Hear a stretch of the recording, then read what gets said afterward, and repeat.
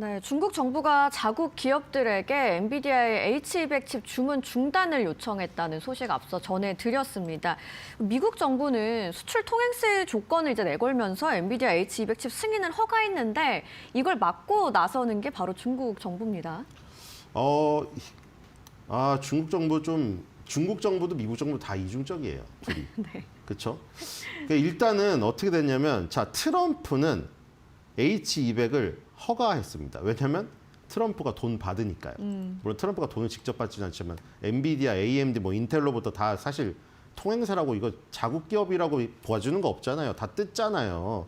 그러니까 그 돈 받으니까 엔비디아가 거기 주면. 그래서 지금 보니까 H200 칩을 허가를 하는데 물론 블랙웰이나 지금 이번에 CES에서 나온 루빈 안 주죠. 베라 루빈 그건 안 주는데 네. H200은 준다. 왜냐면 그 전에 H20, 뭐 H100 이런 것보다 훨씬 성능이 좋은 거라서. 그런데 미국 의회 상원에선 또 반대하고 있거든요. 상원, 하원이 다 공화당 우위잖아요. 그럼에도 불구하고 반대표가 있어요. H200 포함해서 대중칩 수출을 30개월간 행정부가 승인하지 못하도록 하는 법안을 발의한 상태. 그러니까 지금 이게 의회 권력과 행정 권력이 지금 부딪히고 있는 장면을 보시고 계시죠. 자, 그런데 이제 중국은 그럼 어떻게 됐느냐? 자국산 AI 칩을 키우려고 하죠. 네. 그래서 H200 칩을 구매 금지 방안을 논의 중이라고 이게 정리가 되어 있었는데 어제 속보로 뜬 게 우리 기업들, 예를 들어 지금 알리바바나 틱톡에 모여서 바이트댄스가 그걸 원하고 있다는 거 아닙니까? 너네 구매하지 마.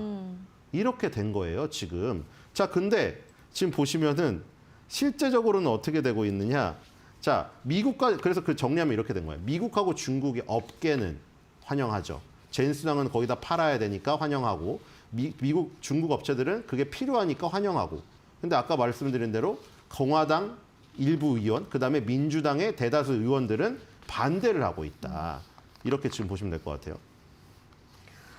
그런데 뭐 중국 정부가 기업들 통제를 해도 지금처럼 우회로를 찾는 일은 좀 계속되지 않을까요? 네, 일단 어제 뭐 디인포메이션에서 나온 그 자료, 거기서 이제 반대를 했다, 뭐 이런 이 얘기가 보도가 나온 것이고, 자세한 거 보려고 했더니 여기 $100 내라네요. 자, 그 다음에 이런 부분이 이게 문제가 되는 게 뭐냐면은 우리가 지금 착각을 하면 안 되는데 엔비디아 칩을 만약에 강제로 가졌어요, 몇 네. 개를.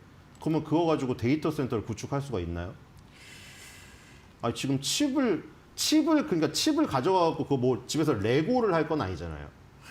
그 칩을 몇 개를 가지니까 뭐 중요한 건데 칩을 몇 개를 가지는 것도 중요한 게 아닌 게 데이터 센터를 어떻게 구축합니까? 잘 생각해보면 데이터 센터를 사용하는데 그 데이터 센터를 나라에 지어야지 쓰는 게 아니에요, 여러분들. 아마존 웹 서비스, 마이크로소프트 외저 이런 데 걸 이용해서 서비스를 이용하는데 어떻게 이용합니까? 클라우드 서비스잖아요. 우리 그냥 여기 오지에 앉아서도 아마존 웹 서비스 접속하면은 거기 아마존의 데이터 센터를 활용할 수가 있는 거예요. 그러니까 지금 칩을 못 뺏게 하는 거가 문제가 아니라 그 클라우드 서버를 이용할 수 없게 해야 되는 거예요. 상당히 어려운 문제인 거죠. 저희 지금 뭐 예를 들어 성심당 말차 케이크가 인기잖아요. 제가 앵커님한테 성심당 말차 케이크 주기가 싫어요. 그래서 아니 오늘부터 성심당 말차 케이크 이 앵커님한테 팔지 마. 이게 법적으로 제한했어요. 그럼 어떻게 할까요, 그러면? 근데 앵커님의 어머니가 성심당의 대주주라던가 지분을 갖고 있어요. 어머니가 시키면 되겠네요? 그리고 앵커님의 친구들한테 부탁해서 주문해서 5%에서 사서 먹으면 되겠네요? 그걸 막아야 되는 거잖아요. 실제로 그런 게 일어났잖아요. 상하이 기반의 AI 스타트업 INF라는 회사가 인도네시아를 경유해서 H200도 아닙니다, 이거는. 블랙웰 AI 칩.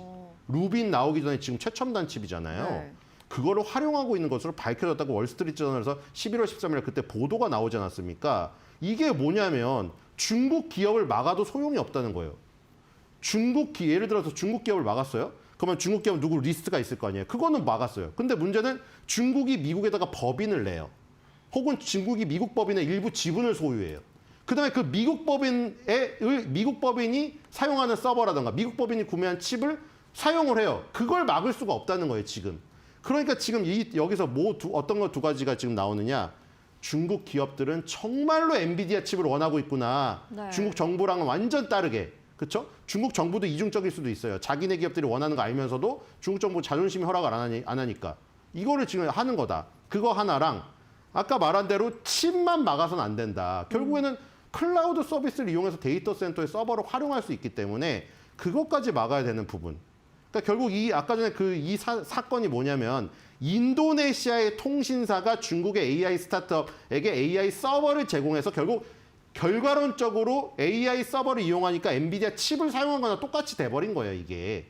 그렇기 때문에 이런 우회로를 다 막기 위해서는 더욱더 정교한 어떤 법적인 부분을 만들지 않고는 이런 식의 어떤 물밑 이 상황은 더 계속 펼쳐진다. 블랙엔이나 루빈 칩도 마찬가지고요. 그래서 이런 것들을 막기 위한 어떤 전략이나 해법이 필요하지 않을까 이런 생각이 듭니다. 칩만 막아서는 실효성이 없다라고 얘기를 하셨습니다. 엔비디아가 간밤에 1% 넘게 오르면서 상승 마감을 했는데 또 투자자들 입장에서는 또 엔비디아의 중국 수출길이 공식적으로 제한이 되면 주가 하락의 트리거로도 작용을 할 수 있지 않을까라는 우려는 있으실 것 같아요. 네, 그래서 이게 또 꺼림직하네요. 왜냐하면 일련의 상황들을 여러분도 잘 보시면 엔비디아가 실적 발표를 어닝 서프라이즈를 했는데 장 후반에 빠졌었던 날이 그날이거든요. 그래서 중국 데이터 센터 매출이 빠졌다. 그 얘기가 나오고 그 다음에 이제 수출 통행세를 내면은 허가를 해주겠다. 트럼프가 그렇게 얘기하니까 제인수상이 양나라를 막 왔다 갔다 하면서 대만까지 가면서 그 설득 작업을 한 다음에 그 사이에 트럼프가 이제 H200 해라. 이렇게 돼서 이제 주가는 대부분 회복이 됐어요. 거의 사상 최고가를 갔죠. 근데 지금 회복된 부분이 중국 수출 제한이 풀렸다는 것 때문에 회복이 됐잖아요. 근데 문제는 중국 정부에서 공식적으로 거부를 했죠. 바이트댄스나 알리바바 너네 받지 마라 했죠.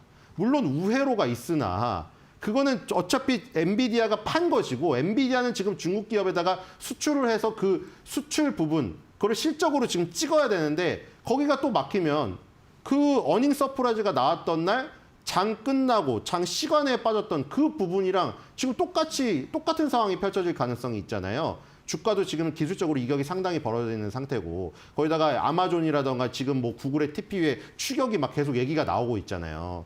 그래서 이 부분이 또 하나의 저기가 되지 않나. 그러니까 지금 두 가지가 있어요. 저는 이 지금 중국이 수출 제한을 지금 계속해서 해가지고 적대적인 관계로 가고 엔비디아가 공식적으로 수출을 못하는 이 부분. 그 다음에 1월달 중순에 나올 대법원의 트럼프 관세에 대한 판결. 이런 부분이 조금 이 시점으로도 그렇고 애매하게 엔비디아나 이 매그니피센트 7에 약간 그 주가 하락의 촉매제가 될 가능성도 있지 않을까. 그래서 저는 좀 1월 중순까지는 뭐 가져가되 네. 1월 중순부터는 한번 조금 쉬어가거나 차익 실현을 통해서 현금 확보를 했다가 다시 들어가는 방법이 어떤가. 개인적으로 그렇게 보고 있습니다. 네, 중국의 수요 변수와 정책 리스크 계속 주목해 보면서 엔비디아의 주가 흐름도 지켜볼 필요가 있겠습니다. 지금까지 신일섭 위원과 함께했습니다. 고맙습니다.